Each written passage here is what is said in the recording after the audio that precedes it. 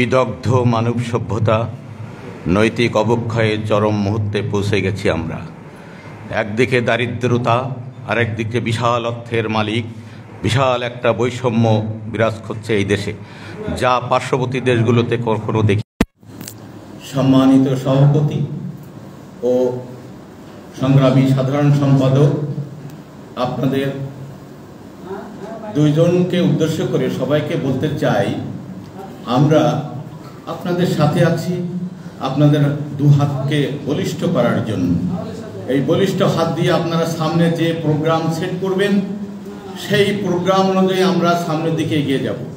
সরকারের কাছে আমরা দাবি জানাবো, আমাদের এই পেটে ভাত নেই, বাজারে গেলে পকেটে টাকা নেই, ছাত্রছাত্রীদের সন্তানদের মুখে একটু হাসি ফোটানোর জন্য, একটু ভালো মানের খাবার তুলে দেওয়ার জন্য কোনো সামর্থ্য আমাদের নেই।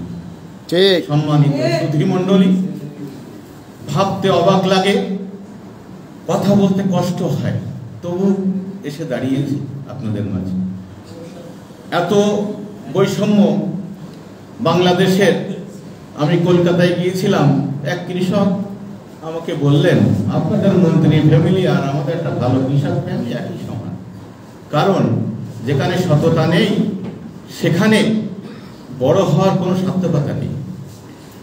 সম্মানিত সুধীমণ্ডলী, আমি ছোট করে বলতে চাই যে আমাদের সবার নৈতিক দায়িত্ব আছে সংগঠনকে এগিয়ে নেওয়া, ওয়ারেস ভাইকে সহযোগিতা করা।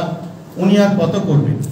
ওনার চতুর্দিকে ভ্রমণ, চতুর্দিকে অনুষ্ঠান চিটাগাঁয়ে করলেন, দেখে খুব কষ্ট হয়। কিন্তু আমাদের তো সাহায্য করার হাত খুব কম। কিভাবে আমরা তার দুহাতকে বলিষ্ঠ করব, সেই সামর্থ্য আমাদের নেই।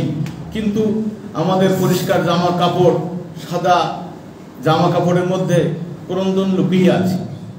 সম্মানিত সুধীমণ্ডলী, সংগঠন যত বলিষ্ঠ হবে, আমাদের সামনের সংগ্রাম তত বলিষ্ঠ হবে এবং সামনের দিকে সরকার দৃষ্টিগোচর করতে বাধ্য হবে।